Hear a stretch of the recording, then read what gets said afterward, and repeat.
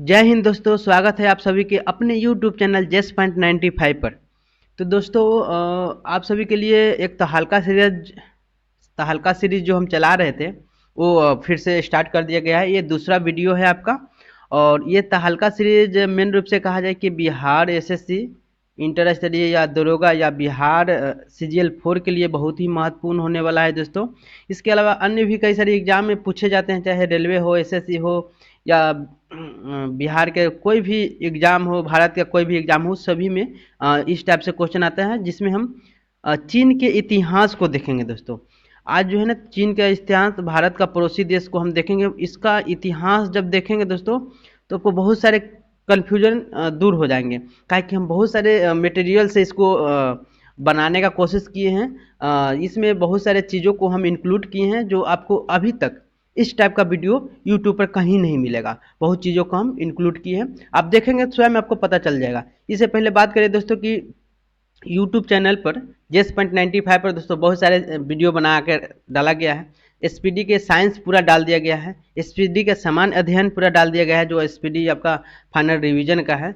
और उसमें जो सचिवालय सहायक सचिवालय सहायक बीपीएससी पीटी और ये जो दरोगा का है कंबाइंड बुक, वो सभी को डाल दिया गया है। इसके अलावा बिहार का मैप, भारत के कई सारे ऐसे मैंने क्वेश्चन बनते हैं एग्जाम से संबंधित, उन सभी को बनाया गया है। तो अभी फिलहाल हम लोग देखेंगे दोस्तों कि भारत के पड़ोसी देश का इतिहास। इसमें चाइना का हम इतिहास देखेंगे, यहाँ का चाइना का, और इसके हम बारी बारी से देशों को देखेंगे दोस्तों कि कौन कौन सा देश इससे लगा हुआ है और भारत के कौन कौन से राज्य के साथ लगता है। देखिए इसमें जो मेन क्वेश्चन है, क्वेश्चन को हम लोग देखेंगे कि हाँ क्या इम्पोर्टेंट है, उन सभी को देखेंगे। ऐसे यहाँ के प्रांत के बारे में ज़्यादा कुछ नहीं देगा। संघाई संगठन जो है, जिसका बीजिंग जो है क्या बोलते हैं, संघाई में इसका मुख्यालय है। बीजिंग चीन का राजधानी जो है ना, बीजिंग वगैरह है। तो ये सब हम लोग देखेंगे, उधर कई सारे चीज़ को हम लोग देखेंगे। तो देखिए यहाँ पे दोस्तों क्या चीज़ है कि चीन का जो सीमा लगता है, देख लीजिए एक बार कि भारत से देखा जाए लद्दाख से शुरू होता है। लद्दाख से शुरू होने के बाद यहाँ हिमाचल प्रदेश, उत्तराखंड, उत्तराखंड के बाद जो है ना यहाँ नेपाल जो देश है उसके साथ, चीन के साथ ये आपका यहाँ पे सिक्किम है, सिक्किम के साथ लगता है, भूटान के साथ भी लगता है, आगे चल के अरुणाचल प्रदेश के साथ लगता है। तो यानी कि भारत में जो देखा जाए तो 4 राज्य के साथ और एक केंद्र शासित प्रदेश जो है ना लद्दाख, उसके साथ लगता है। तो 4 राज्य जो है ना दोस्तों आपका हिमाचल प्रदेश, उत्तराखंड, सिक्किम और अरुणाचल प्रदेश, और एक जो है ना एक आपका हो जाएगा ये जो लद्दाख है ये। तो ये ध्यान रखेंगे, ये आपका लद्दाख यहाँ पे हो जाएगा, यहाँ से देखिए। और ये देश के साथ बात करें तो 14 देश की बात करता है दोस्तों कि 14 देशों के साथ इसका सीमा लगता है। तो थोड़ा उसको भी देख लेते हैं कि इसके ऐसे 14 देश, ऐसे 13 देश अधिकांश लोग पढ़े होंगे। तो देख लीजिए यहाँ, यहाँ से अगर देखते हैं दोस्तों तो यहाँ पे दिख रहा होगा। देखिए यहाँ एक जो है ना, एक मिनट, हाँ। अब देखिए यहाँ जो है ना उत्तरी कोरिया से लगता है, ठीक है ना, नॉर्थ कोरिया से। फिर यहाँ रसिया के साथ सीमा लगता है इसका, मंगोलिया के साथ लगता है, ठीक है ना। इधर से देखें तो आपका 3 इधर हो गया, ठीक है। फिर यहाँ देखते हैं तो कजाकिस्तान के साथ लगता है, किर्गिस्तान के साथ लगता है, ताजिकिस्तान के साथ लगता है और अफगानिस्तान के साथ लगता है, ठीक है। देखिए यहाँ जो है ना इसमें दिखाया है कि अब पाकिस्तान के साथ लग रहा है, लेकिन पाकिस्तान के साथ लगता नहीं है। लेकिन पीओके जो क्षेत्र है, तो इसके वजह से ये यहाँ पे रोड एंड बेल्ट जो एक थी है बनाया गया है, इसके माध्यम से इस चीन के साथ लगता है इसका सीमा, ठीक है। तो इसको थी पाकिस्तान भी मान लिया जाता है, लेकिन ऐसे में पाकिस्तान है नहीं, ठीक है। तो जब पाकिस्तान मानेंगे तो 14 देश हो जाएगा, नहीं मानेंगे तो 13 देश ही रहेगा। तो देख लीजिए, अगर हम लोग देखते हैं तो यहाँ हो जाएगा एक देश, दूसरा हो गया, ये तीसरा हो गया, और यहाँ चौथा देश हो गया, पांचवा देश कजाकिस्तान, किर्गिस्तान हो जाएगा, छठा ताजिकिस्तान, सातवां अफगानिस्तान हो जाएगा, आठवां पाकिस्तान हो जाएगा, भारत 9वां देश हो जाएगा, और इधर से देखें नेपाल 10वां देश, 11वां देश भूटान हो जाएगा, ठीक है।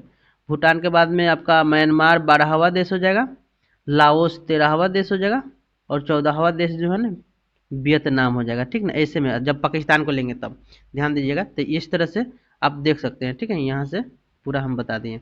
चलिए अब हम देखते हैं कुछ महत्वपूर्ण जो टाइप के क्वेश्चन होंगे। यहाँ पे ये इसी मैप को दर्शाया गया है, यहाँ से आप देख सकते हैं। ठीक है, ये जो क्षेत्र है ये वो चाइना का है। ठीक है, अ, ताइवान यहाँ पे क्षेत्र है जो ये अपना अधिकार जमाता है यहाँ पे। दक्षिण चीन सागर यहीं पे है आसपास में, देख सकते हैं।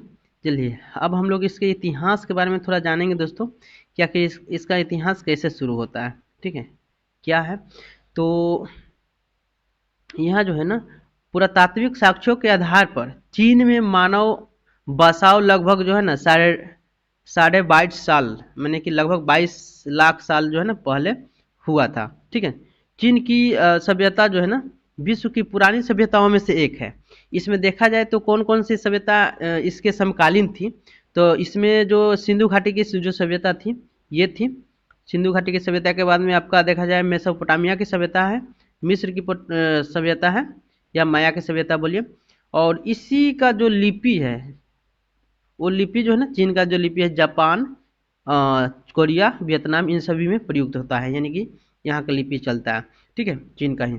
तो ये ध्यान दीजिएगा कि चीन का लिपि कहाँ कहाँ मान्य है या चलता है, चाहे अपनाया गया है, तो ये जापान, कोरिया और वियतनाम, ये सब देश हो जाएगा। और इसका समकालीन जो था चीन के सभ्यता के समकालीन जो ये सभ्यताएँ थी, तो सिंधु घाटी की सभ्यता थी, मेसोपोटामिया का, और मिस्र की जो सभ्यता थी इसके समकालीन थे। अब यहाँ से हम लोग प्राचीन इतिहास से स्टार्ट करते हैं दोस्तों, जो बहुत ही महत्वपूर्ण है। तो चीन का प्राचीन इतिहास की बात करें दोस्तों, थोड़ा वीडियो लंबा होगा लेकिन ध्यान दीजिएगा, बहुत अच्छा वीडियो है दोस्तों, इसमें बहुत सारी चीज़ आपको जानकारी मिलेगी। चीन की परंपरा में जियांग वंश को प्रथम माना जाता है। देखिए पूछा जाएगा कि चीन का जो है ना प्रथम राजवंश कौन था, तो जियांग। ठीक है, जिया राजवंश था सबसे पुराना। दूसरा कहेगा तो ये सांग वंश है। ठीक है, सांग वंश दूसरा हो जाएगा। ठीक है, इसका जो समय है 18वीं शताब्दी से 12वीं शताब्दी ईसा पूर्व माना जाता है। ये पूर्वी चीन में जो पीली नदी है उसी के किनारे ये बसा हुआ था। ठीक है, प्रथम एकीकृत चीनी राजवंश की जो स्थापना हुआ किन वंश द्वारा 221 ईसा पूर्व में हुआ था। देखिए प्रथम एकीकृत चीनी राज की स्थापना बोलेगा था किन जो वंश है उसी के समय में 221 ईसा पूर्व में किया गया था। अब देखिए यहाँ पे है दोस्तों कि जो हान वंश है, देखिए हान वंश के ध्यान दीजिएगा, ये इसी के समय में जो है ना चीन का जो ग्रेट वॉल है, विश्व का सबसे बड़ा दीवार जिसको बोलते हैं चीन का दीवार, वो इसी वंश के समय में बनाया गया था, हान वंश में ही। तो देखिए इसमें क्या हुआ था कि चीन पर राज स्थापित किया था ये हान वंश। ठीक है, कम से कम 220 से 206 ईसा 220 ईसा पूर्व से 206। ठीक है, ये है। और चीन की संस्कृति पर अपनी अमिट छाप छोड़ा, यह प्रभाव जो है ना विद्यमान रहा। और हान वंश ने अपने साम्राज्य की सीमाओं को सैन्य अभियान द्वारा आगे फैलाया। और यहाँ देखा जाए कि ये जो फैलाया तो कोरिया, वियतनाम, मंगोलिया और मध्य एशिया तक फैला दिया था। ये मैंने क्षेत्र पर जो अधिकार वगैरह किया और इस क्षेत्रों में इसका विस्तार हो गया। जैसे भारत में देखा जाता है तो दोस्तों भारत में जो चोल वंश है दक्षिणी क्षेत्र में बहुत सारे प्रभाव चीन तक क्या बोलते हैं श्रीलंका को जीत लिया था, मलेशिया तक के क्षेत्र को जीत लिया था। तो उसी तरह से इस वंश में भी देखा गया। उसके बाद देखिए दोस्तों यह है तेंग और सोंग वंश, संस्कृति और प्रौद्योगिकी में अपने चरम पर पहुंचे, यानी इसी के समय में जो है ना ये हाईलाइट हुआ था। ठीक है, और सोंग वंश विश्व इतिहास की पहली ऐसी सरकार थी जिसने कागजी मुद्रा जारी किया था। देखिए क्वेश्चन हम लोग पढ़ते हैं कि कागजी मुद्रा जारी करने वाला देश कौन सा है, तो चीन है। तो अब किस वंश ने शुरू किया था, तो सोंग वंश। ठीक है, सोंग वंश याद रखिएगा, सोंग वंश ने चीन का जारी किया था कागजी मुद्रा सबसे पहले। ठीक है, जैसे हम लोग भारत में पढ़ते हैं कि सबसे पहले सोने का सिक्का किसने जारी किया, तो हिंद यूनान पढ़ते हैं। शुद्ध सोने का सिक्का किसने जारी किया, तो हम लोग कुषाण पढ़ते हैं। और सबसे ज़्यादा सोना का सिक्का कौन जारी किया, तो गुप्त पढ़ते हैं। तो उसी तरह से जो है ना ये सबसे पहले जो है ना आपका कागज़ की मुद्रा ये प्रचलित किया था। लेकिन कहा जाए कि भारत में कई सारे मुद्राओं का प्रचलन किया गया, जैसे में शीशा का जो ना शीशा का मुद्रा सातवाहन द्वारा चलाया गया। इसी तरह कागज की मुद्रा सबसे पहले चीन में सोंग वंश ने चलाया था। ठीक है, तो ये बहुत ही महत्वपूर्ण जानकारी आपको मिला होगा दोस्तों यहाँ से। चलिए आगे देखते हैं यहाँ पे कि क्या है कि सोंग वंश चीन का संस्कृति रूप से स्वर्णिम काल माना जाता है। यानी कि जिस तरह से भारत में गुप्त काल को स्वर्णिम काल माना जाता है, उसी तरह ये कार्य किया सोंग वंश, ठीक है। अपने आर्थिक, राजनीतिक, सामाजिक, सांस्कृतिक और साहित्यिक हर एक परिदृश्य में इसने विकसित किया था, विकास किया था, ठीक है दोस्तों। इसलिए इसको जो है ना स्वर्णिम काल माना जाता है। जिस तरह भारत में गुप्त काल किस तरह से माने कि कहा जाए कि आपका भौगोलिक परिदृश्य में कहा जाए, या आर्थिक, राजनीतिक, सामाजिक या खगोलीय दृश्य कहा जाए, साहित्यिक दृश्य कहा जाए, उन सभी में इसने बहुत ही महत्वपूर्ण भूमिका निभाया था जो गुप्त था, जिसमें कहा जाए कि आर्यभट्ट सोने का आविष्कार किए थे। कई मैंने चीज़ों का देखा जाए कि खगोलीय विज्ञानविद भी थे, गणितज्ञ थे, और बहुत सारे लेखक वगैरह थे उनके काल में। उसी तरह से इसमें भी बहुत सारे लेखक थे, साहित्यकार थे, बहुत लोग थे, इसीलिए इसको स्वर्णिम काल कहा जाता है। तो इस तरह से हम लोग देखें यह इसका संस्कृति पूरा विश्व में कैसे बढ़ा आगे, ठीक है। तो चलिए आगे देखते हैं हम लोग दोस्तों यहाँ से। चलिए अब है जो है प्राचीन समाप्त हो गया। अब हम लोग चीन का मध्यकालीन इतिहास को देखते हैं, ठीक है। तो इसमें क्या है कि 1211 ईस्वी में मंगोल सरदार कुबलय खां, देखिए कुबलय खां ने युवान राजवंश की स्थापना किया था। तो कुबलय खान किसका स्थापना किया था? तो युवान राजवंश की स्थापना किया था, ठीक है। 1279 तक जो है ना सोंग वंश को सत्ता से हटाकर अपना अधिपत्य कायम किया। यानी जो सोंग वंश था, जिसने हम लोग पढ़े थे उधर की कागजी मुद्रा वगैरह जारी, स्वर्ण युग कहा गया, कागजी मुद्रा वगैरह जारी किया, वो उसी को हटाया गया। उसका मतलब क्या है, इसके बाद क्या होगा कि एक किसान ने 1368 में मंगोलों को भगा दिया। जो मंगोल था, ये मंगोल ही था कुबलय खान, इसको भगा दिया, ठीक है। और मिंग राजवंश की स्थापना की। देखिए बहुत ही इंपॉर्टेंट है दोस्तों, एक तरह से कहा जाए जिस तरह हम प्राचीन भारत के इतिहास को पढ़ते हैं, मध्यकाल को पढ़ते हैं, आधुनिक को पढ़ते हैं, उसी तरह से हम इसमें चाइना को लाए हैं, ठीक है। बहुत अच्छा लगेगा। और ये इसमें ऐसा क्वेश्चन आपको हर एक BSSC इंटर स्तरीय कहा जाए या CGL 3, 1, 2 जो भी पूछा गया उसमें, उस सभी क्वेश्चन इसमें मिल जाएंगे दोस्तों। बहुत ही अच्छा क्वेश्चन होगा आपको, ये आपके लिए बहुत बेनिफिट साबित होने वाली है। देखिए स्थापना जो है ना, मिंग राजवंश की स्थापना 1664 में हुआ था, ठीक है। और मिंग राजवंश की स्थापना की गई जो 1664 तक चला, ठीक है ना। यानी कि जो मिंग राजवंश था, ये स्थापना किए थे जो किसान थे, एक तरह से वो स्थापना किए थे 1664 तक ये चला था, ठीक है, 1368 से, ठीक। उसके बाद मंचूर लोगों के द्वारा एक किविंग राजवंश की स्थापना की गई। देखिए किविंग राजवंश को जो स्थापना किया गया दोस्तों, ये बहुत इंपॉर्टेंट है, ये लास्ट तक जो है ना आपका चलता है। देखिए किविंग राजवंश ने चीन पर 1911 तक राज किया। चीन का जो अंतिम राजवंश जो है ना, ये आपका 1911 में जो किविंग राजवंश था, इसको माना जाता है, ठीक है। जैसे भारत में कहा जाता है मुगल अंतिम बादशाह था, जब बहादुर शाह जफर जो है ना अंतिम माना जाता है, उस तरह से ये चीन का अंतिम जो है ना राजवंश जो है ये किविंग राजवंश था, ठीक है। ऐसे देखा जाए तो अब देखिए यहाँ से हम लोग देखेंगे दोस्तों, बहुत ही इंपॉर्टेंट है ये। अब देखिए युवान जो है ना, युवान जो शासन है युवान वंश का, देखा जाए कि ये 1289 से 1279 से 1368 तक चलता है, ठीक है। ये ध्यान रखिएगा, 1279 से 1368 तक। इसमें क्या है कि 13वीं शताब्दी से पश्चिमी देशों ने चीन से संबंध कायम करने का प्रयास किया। यानी कि जो है ना चीन में आना चाहता था, पश्चिमी देश के जो भी देश था, यानी कि ब्रिटेन हो, फ्रांस हो, इटली हो, ये सब आना कोशिश करता था आने के लिए चाइना में। तो इस समय चीन में युवानों का शासन था, युवानों का शासन था, उसी समय आया था। अब इसमें महत्वपूर्ण बात यह है दोस्तों कि मार्को पोलो जो था ना, अपने पिता और चाचा के साथ जो है ना, इसी के साथ शासनकाल में युवाने के शासनकाल में ये आपका चीन आया था, ठीक है ना। तो इसी समय क्या होता है, मंगोलों ने इसी काल में चीन पर आक्रमण किया। यूरोप का प्रसिद्ध यात्री जो है ना, जो यहाँ इटली के थे, जो वेनस से आए थे मार्को पोलो, ये अपने पिता और चाचा के साथ ये यहाँ पहुँचे थे, चाइना पहुँचे थे, ठीक है, चीन में पहुँचे थे। और कुछ दिन के लिए जो है ना मार्को पोलो आपका कुबलई खां के दरबार में भी नौकरी किया था, ठीक है। लेकिन इसका काम जो है ना मेन रूप से यात्रा वृत्तांत ही लिखना था। बहुत ये लेखक थे तो अपना डायरी बना रहे थे, ठीक है। उसके बाद देखिए मिंग का शासन देखा जाए तो 1368 से 1644 ईस्वी तक चला, ठीक है। तो ये हम लोग देखें यहाँ 68 तक, और 68 से यहाँ 44 तक चला। देखिए अब है यहाँ क्या है दोस्तों कि जब चीन में मिंग शासन प्रारंभ हुआ तब यूरोप यात्रियों ने पुनः चीन की यात्रा करना प्रारंभ कर दिया।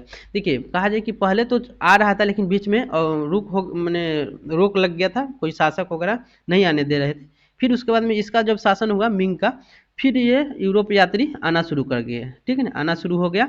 इसी समय जो है ना पहले ही तरह ये है ना यहाँ यात्रा का कहा जाए कि जो यात्रा करने की जो व्यवस्था थी, जैसे सड़क वगैरह सही नहीं था, अवरुद्ध था, यानी कि असुविधाएं थी उसमें।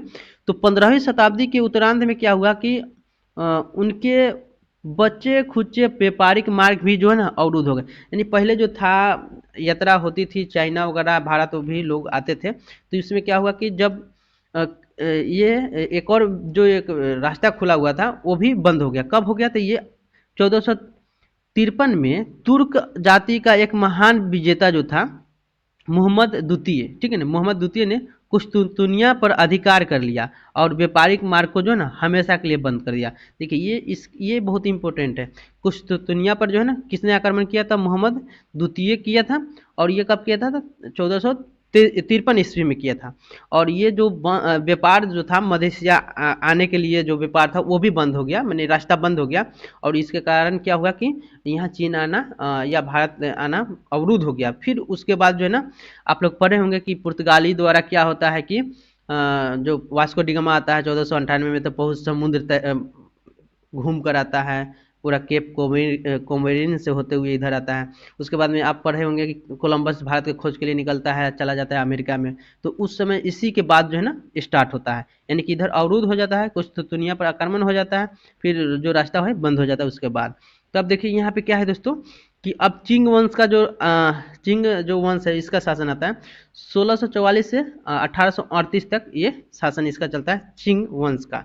याद रखिएगा जब 1838 की बात है तो 1813 में जो है ना याद रखिएगा कि व्यापार के लिए एक अनुबंध होता है 20 सालों के लिए जो है ना अंग्रेज और चीन के बीच। जो भारत शासन अधिनियम आप लोग पढ़ेंगे होंगे, चार्टर अधिनियम 1813, उसी के तहत जो है ना चीन के साथ व्यापार और पूर्वी देशों के साथ जो है चाय का व्यापार प्रारंभ होता है 20 सालों के लिए, ठीक है। फिर बाद में जो है ना कि 20 साल के बाद जो है ना 33 में इसको समाप्त कर दिया जाता है। माने 1833 ईस्वी में सब व्यापार समाप्त कर दिया जाता है। तो इसी के समय में चिंग वंश के ही समय में याद रखेगा, ठीक है। आगे है दोस्तों यहाँ के अब तक चीन में अनेक पश्चिमी जातियाँ आ गई थी। देखिए अंग्रेज वगैरह यही चिंग जो राजवंश था इसी के समय में आता है। देखिए 1516 ईस्वी में पुर्तगाली आता है, यहाँ चाइना पहुँचता है। 1575 में स्पेनिश आता है और डच जो है ना ये 1604 ईस्वी में आता है। और अंग्रेज जो है ना 1637 में चाइना पहुंचता है, ठीक है। इस पर इस समय तक अमेरिका और रूस यहाँ नहीं आता। देखिए रूस भले ही पड़ोसी था लेकिन चाइना पर आक्रमण चाहे अधिकार नहीं किया था, चाहे वहाँ आया नहीं था, ठीक है। लोग मैंने कि आता था इसे ही व्यापार वगैरह के लेके, लेकिन होता है ना कि एक शासन करने के उद्देश्य से या बहुत बड़े स्तर पर व्यापार करने के रूप में नहीं आए थे, ठीक है।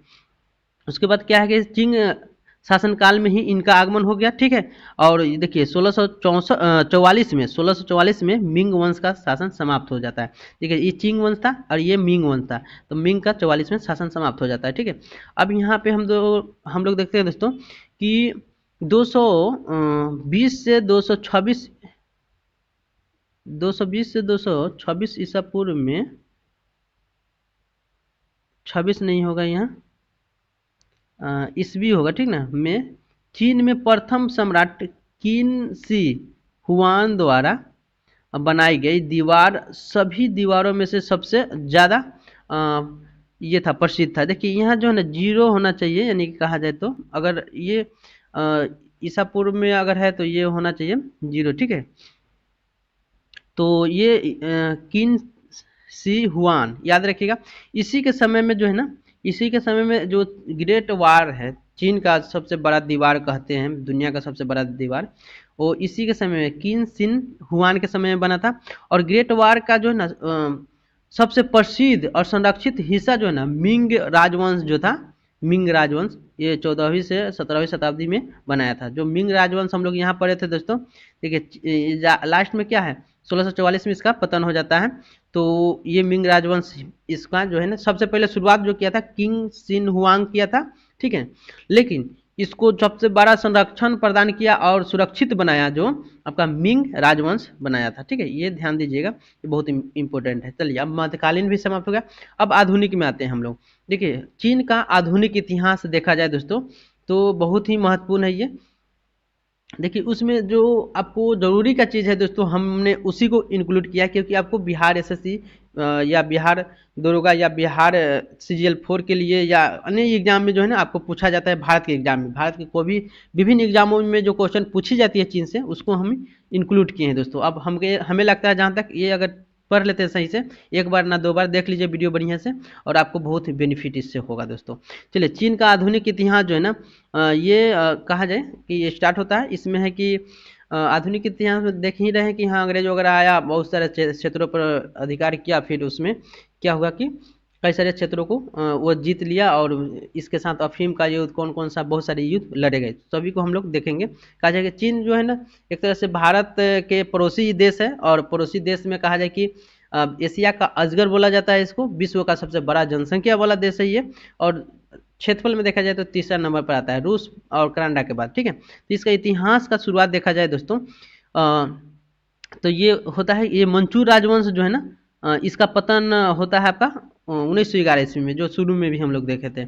और ये जो है ना जो चीन की क्रांति होती है उसी के कारण होता है, और इसका जो नायक होता है, चीन के क्रांति का जो नायक होते हैं, ये sun यat-sen होते हैं। ठीक है, sun यat-sen, डॉक्टर sun यat-sen याद रखेगा, इसका नायक थे। ठीक है, अब बहुत महत्वपूर्ण है ये दोस्तों कि इसने कौन सा दल की स्थापना किया था, ये सीजीएल 3 में पूछा हुआ क्वेश्चन है। अब बहुत लोगों का गलत हुआ है, अधिकांश लोगों को पता ही नहीं था कि किसने किया था। देखिए, 1905 ईस्वी में sun यat-sen ने तुंग मेंग दल की स्थापना की थी। किसका स्थापना किया था? तुंग मेंग दल का। ये याद रखिएगा, 1905 ईस्वी में। याद रखिएगा ये दोस्तों कि बहुत लोग sun यat-sen भेटी टेक दिए होंगे, लेकिन उनको याद नहीं होगा, भले ही सही हो गया होगा, लेकिन देख लीजिए, ये याद कर लीजिए। ये 3 दल की स्थापना किए थे, एक तो है तुंग मेंग दल, और दूसरा है कि यहाँ देखिए, दूसरा है कि कोविनेट लिंग सोसाइटी, एक और है उधर कि हम लोग देख लेंगे। ठीक है ना, उसके बाद तो देखिए यहाँ तुंग मेंग दल की जो स्थापना किए थे 1905 ईस्वी में। उसका जो है ना उद्देश्य जो था, चीन में जो है मंचू राजवंश की शासन को समाप्त करना था। जो मंचू राजवंश था इसको समाप्त करना था। ठीक है दोस्तों, अब देखिए यहाँ पे क्या है कि यहाँ है कि कोविनेट लीग सोसाइटी की स्थापना डॉक्टर sun यat-sen किए थे। देखिए, एक तो तुंग मेंग दल हो गया, एक कोविन लिंग सोसाइटी है। अब क्रांतिकारियों ने जो है कि 29 दिसंबर 1911 ईस्वी में sun यat-sen को जो ना अपनी सरकार का अध्यक्ष चुना। ठीक है, और 1911 ईस्वी की क्रांति के बाद चीन में गणतंत्र शासन पद्धति स्थापित किया गया। देखिए, इसी के बाद जो है ना गणतंत्र शासन पद्धति स्थापित हो गया, यानी कि गणतंत्र नहीं हुआ चीन, लेकिन वो शासन पद्धति स्टार्ट हो गया। ठीक है, उसके बाद देखिए यहाँ है कि युआन, देखिए यहाँ है कि युआन शी काई के समर्थन में sun यat-sen ने अपना नेतृत्व वापस ले लिया। देखिए, किनके समर्थन में?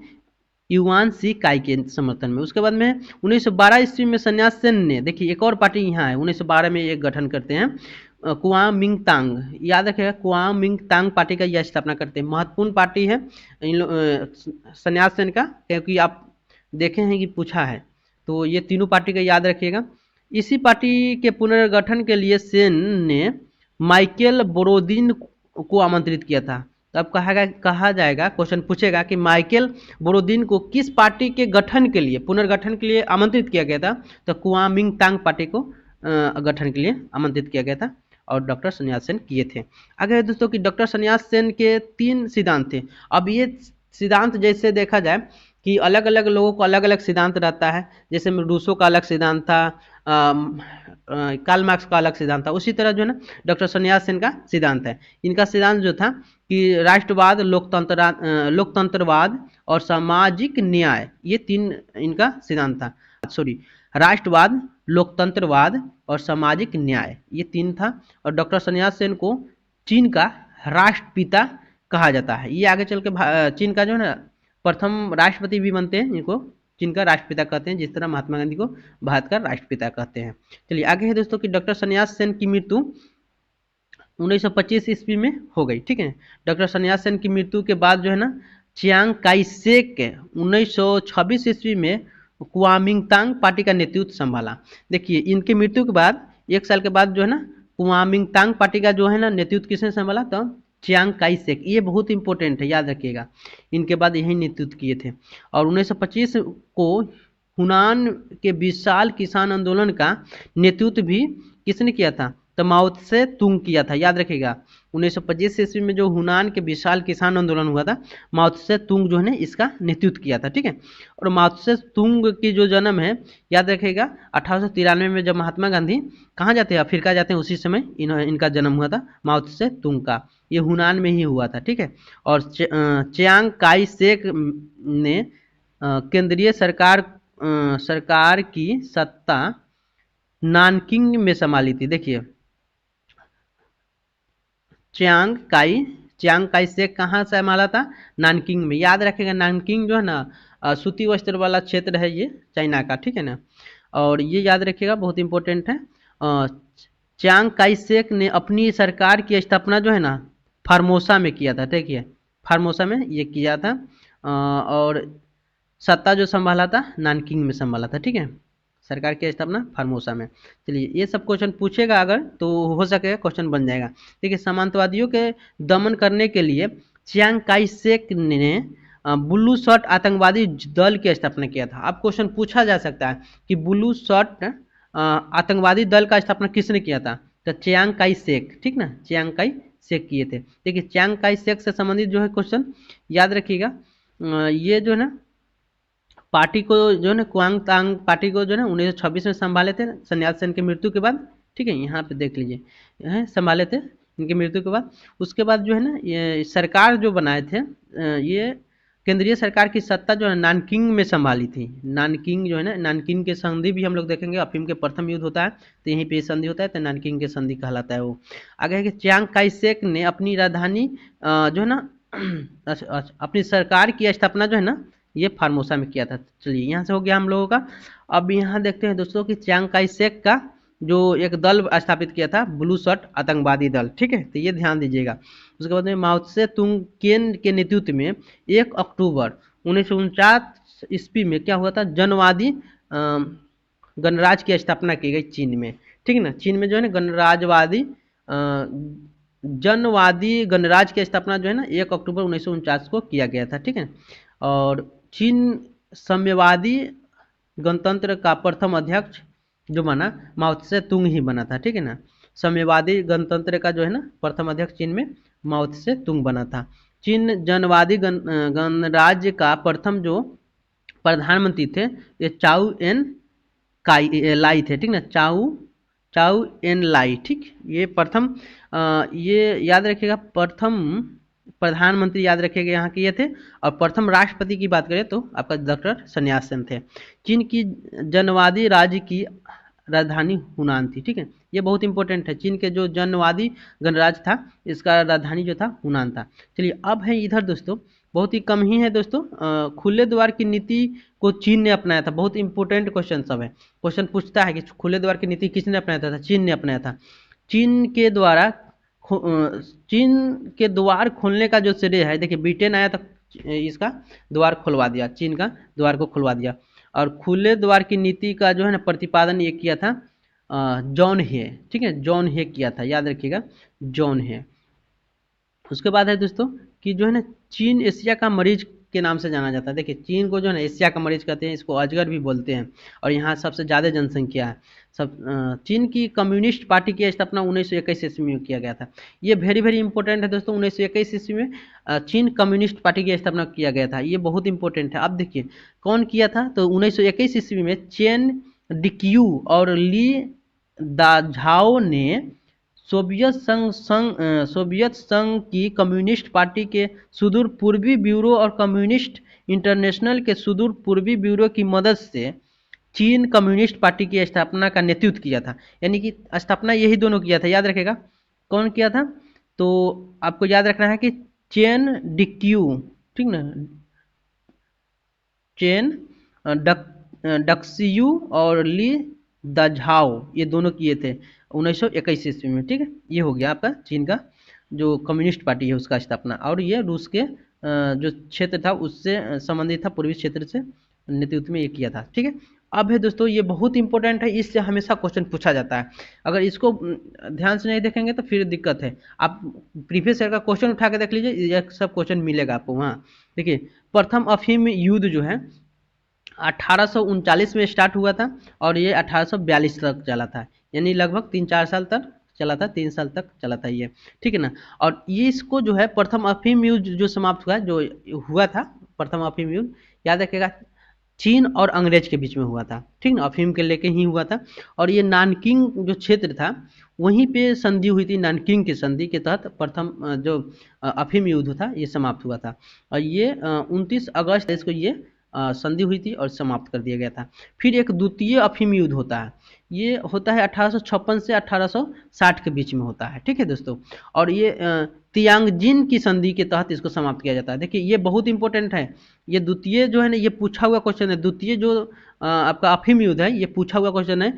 तियांगजिन की संधि के तहत ये संधि जो होता है ना, पहले ही हो जाता है, ये कहा जाए कि जून 1858 को होता है। और ये लेकिन जो युद्ध है ना 2 साल तक और भी चलता है संधि के बाद भी। तो ये जून 1858 याद रखिएगा, तियांगसी की संधि हुई थी। और ये इसी के संधि के तहत ये युद्ध को भी समाप्त कर दिया जाता है। और इस युद्ध में बहुत महत्वपूर्ण बात यह है दोस्तों कि ब्रिटेन के साथ फ्रांस भी आ गया था लड़ने के लिए, ब्रिटेन के साथ।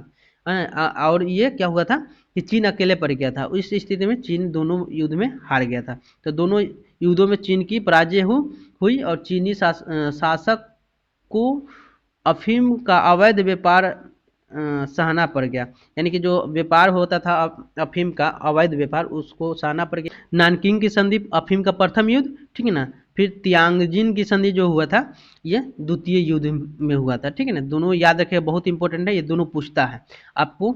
इस टाइप का क्वेश्चन जो है ना, ये अभी वीडियो तो यूट्यूब पे नहीं मिलेगा, जो सभी को इंक्लूड किया गया है। चलिए दोस्तों, अब देखिए यहाँ पे एक जो है ना, चीन में एक बक्सर युद्ध हुआ था, माने बक्सर विद्रोह हुआ था। ये विद्रोह जो है ना 1899 से ये 2 नवंबर याद रखेगा, 1899 से 7 सितंबर 1901 ईस्वी तक चला था। इसमें क्या था कि चीन की क्रांति जो है ना, इसमें हुआ था कि जो बक्सर विद्रोह हुआ था ना दोस्तों, बहुत सारे बक्सरों द्वारा जो है ना, मैंने इसमें लड़ा गया था, युद्ध लड़ा गया था। और ये क्रांति एक बहुत बड़ा रोल लिया था और बक्सर लोगों का ही इसमें भागीदारी था, ये विद्रोह हो गया था, ठीक है। तो इसमें देखा जाए तो ये बक्सर विद्रोह देखिए कि एक बक्सर समझौता होता है, ठीक है, चीन में ही, वो 1901 ईस्वी में होता है, इसी के तहत ये समाप्त हो जाता है, ठीक है। आगे है दोस्तों कि चीन की क्रांति जो है ना, ये 1911 ईस्वी में हुई थी, ये तो पता ही है, मंचूरिया राजवंश का जो है ना समाप्ति हो गया था। चीन में गृह युद्ध देखा जाए तो 1927 से होता है आपका, ये सन्याल सेन के मृत्यु के 1 साल के बाद से स्टार्ट हो जाता है, यानी कि 25 में मृत्यु होता है, 26 के बाद 27 से स्टार्ट हो जाता है, 49 तक ये युद्ध चलता है। और ये गृह युद्ध जो है ना, ये आगे चल के जो है इसी के 1949 में जो है ना लाल क्रांति इसका नाम पड़ जाता है, ठीक है। तो ये चीन की जो लाल क्रांति 1949 ईस्वी में हुई थी, याद रखिएगा, गृह युद्ध के बाद। और माओ से तुंग के नेतृत्व में साम्यवादी क्रांति के रूप में हुई थी ये, ठीक है ना। ये जो लाल क्रांति हुआ था इसको साम्यवादी क्रांति भी बोला जाता है, ठीक है। जिसके परिणाम स्वरूप क्या हुआ था कि चियांग काई शेक के शासन का अंत हो गया था, ठीक ना। इसी क्रांति के कारण क्या हुआ था, तो चियांग काई शेक का जो शासन है ये अंत हो गया था, ठीक है। और चीन में जो है ना साम्यवादी शासन व्यवस्था का उदय हो गया था। चलिए अब देख लिया, अब हम लोग जो है ना 2020 टाइप का इसमें क्वेश्चन देखेंगे दोस्तों, जो विविध टाइप का है और ये जानना चाहिए, हर एक व्यक्ति को जानना चाहिए चीन के बारे में। तो देखिए यहाँ जो है ना, चीन के जो संसद का नाम है नेशनल पीपुल्स असेंबली है। बाकी जो है ना हम लोग आधुनिक देख लिया, अभी वर्तमान का परिदृश्य को देखते हैं, सब देख लिया हम लोग, ठीक है ना। जो इम्पोर्टेंट अब और भी क्वेश्चन सब है उसको देख लेते हैं। तो ये हो गया चीन का जो है ना आपका नेशनल पीपुल्स कांग्रेस है। भारत के साथ जो है ना चीन का जो सीमा है उसको मैकमोहन रेखा बोलते हैं, 1914 में इसका स्थापना हुआ था।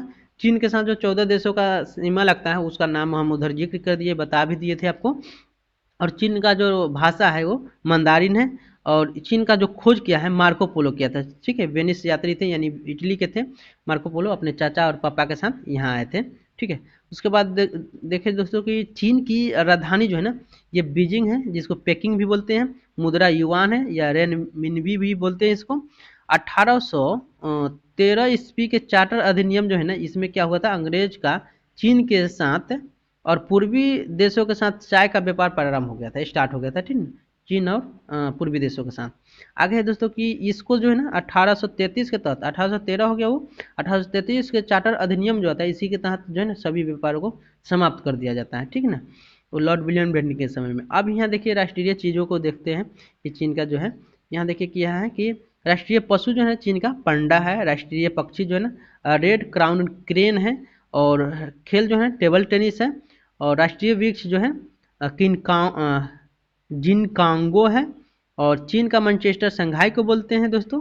चीन गणतंत्र कब हुआ था तो देखा जाए, देखिए वही जब लाल क्रांति हुआ था चीन में 1 अक्टूबर 1949 ईस्वी को ये बना था, ठीक है। इसका संविधान कब लागू हुआ ये बता दीजिएगा थोड़ा। कहीं हम 1954 देखे थे, तो कहीं जो है ना दोस्तों, कहीं हम लोग देखे थे 1982 देखे थे, तो ये आप लोग देख लीजिएगा, ठीक है। उसके बाद देखिए दोस्तों, एक और बात कि भारत और चीन के साथ जो युद्ध हुआ था ये 1962 ईस्वी में, याद रखिएगा, ठीक है, ये बहुत इंपॉर्टेंट है। और एक ताशकंद क्या बोलते हैं 1914 ईस्वी में एक चीन के साथ ही अथी हुआ था, तो वो ध्यान नहीं आ रहा है, लेकिन 1954 में चीन और भारत के बीच ये हुआ था कुछ समझौता, पंचशील समझौता, पंचशील समझौता 1954 में चीन के साथ हुआ था, याद रखिएगा। 1962 में भारत और चीन के बीच युद्ध हुआ था, तो ये भी याद रखिएगा, ठीक है। ये पंचशील समझौता के बाद ही युद्ध हुआ था, फिर भी जो है ना देखिए ये है। अब देखा जाए दोस्तों कि चीन जनसंख्या में विश्व में प्रथम देश है, ठीक है ना, और भारत इसके बाद है चीन के बाद। ऐसे बीच में हल्ला हो गया था कि भारत नंबर 1 हो गया, लेकिन ऐसा बात नहीं है। 1 जुलाई 2023 का ये रिपोर्ट है दोस्तों। यहाँ जो है ना लगभग 1 अरब 42 करोड़ 56 लाख 71 हज़ार जो है ना जनसंख्या अभी यहाँ चाइना में, ठीक ना। 1 अरब 42 करोड़ 56 लाख 71 हज़ार, ठीक है ना। तो ये ध्यान रखिएगा, इतना यहाँ जनसंख्या है, ठीक है। चीन जो है ना, चीन तीसरा सबसे बड़ा देश है क्षेत्रफल में, रूस कनाडा के बाद, ठीक है, तीसरा है देश सबसे बड़ा। चलिए अब है दोस्तों कि चीन का जो है ना, चीन के पहले राष्ट्रपति जो देखा जाए तो डॉक्टर सन्यास सेन है, इनको राष्ट्रपिता भी बोला जाता है। प्रधानमंत्री जो है वहाँ के झोउ इनकाई है, ठीक ना। और वर्तमान जो देखा जाए तो शी जिनपिंग है, और प्रधानमंत्री देखा जाए तो ली कियांग है। तो इस तरह से देखा जाए कि दोस्तों आपका सब वीडियो ये समाप्त हम कर दिए, मैंने कि चाइना से संबंधित महत्वपूर्ण वीडियो था दोस्तों। इसके इतिहास से या भारत के पड़ोसी देश की बात करें तो चाइना का आपका इतिहास बहुत सारे चीज़ आपको इसमें इंक्लूड किए थे, बहुत से नए नए चीज़ों को देखे थे, जो आप लोग देखे भी होंगे कि हाँ किस तरह से हमने कराया था। अफीमी युद्ध हो, बक्सर के युद्ध हो, या कई सारे जो युद्ध हुए हैं या वंश आए हैं शुरू से, कौन कौन से संधियाँ हुई हैं, कौन कौन पार्टी बना है, जो क्वेश्चन पूछा जाता है उन सभी से हमने बनाया। देखिए दोस्तों, अगर अच्छा लगा होगा तो ज़रूर अपने दोस्तों के साथ शेयर कीजिए, और ये जो चैनल है सब्सक्राइब कर दीजिए। और इसी तरह से और भी हम जो है तहलका सीरीज का हम ला रहे हैं और भी चीज़ जो आप लोगों के लिए बहुत ही बेटर साबित होगा। तो दोस्तों हमें उम्मीद है आप सभी को अच्छा लगा होगा, और अच्छा लगा होगा तो ज़रूर शेयर कीजिएगा। जो है ना चीन का इतिहास प्राचीन, आधुनिक, मध्यकाल, आधुनिक और वर्तमान का हम समाप्त कर दिए हैं। और हमें लगता है कि इससे ज़्यादा कुछ एग्जाम में आपका पूछेगा भी नहीं, ठीक है, क्योंकि हमने सभी को इंक्लूड कर दिया। क्योंकि आप प्रीवियस ईयर का भी क्वेश्चन उठा के देखिए तो ये सब क्वेश्चन ही आपका पूछा हुआ क्वेश्चन होगा, अगर पूछा भी है तो। चाहे मैंने अफीम का द्वितीय युद्ध जो कौन से संधि हुई थी, या कहा जाए कि प्रथम का कौन सा, अफीम का प्रथम में कौन संधि हुई थी, चाहे कौन पार्टी का स्थापना हुआ था, कौन सा युद्ध हुआ था, जैसे में क्रांति कब हुआ था, मंचूरिया राजवंश का पतन कब हुआ था, इन सभी राजवंशों को भी हम लोग पढ़े थे। कागजी मुद्रा कौन जारी किया था, ये सब हम लोग देख लिए थे दोस्तों। तो बहुत तमाम ऐसे चीज़ों को, दीवार जो बना था किसने बनाया था, इस सभी को हम लोग देख लिए। तो चलिए दोस्तों, अब चलिए मिलते हैं नए वीडियो के साथ, तब तक के लिए धन्यवाद।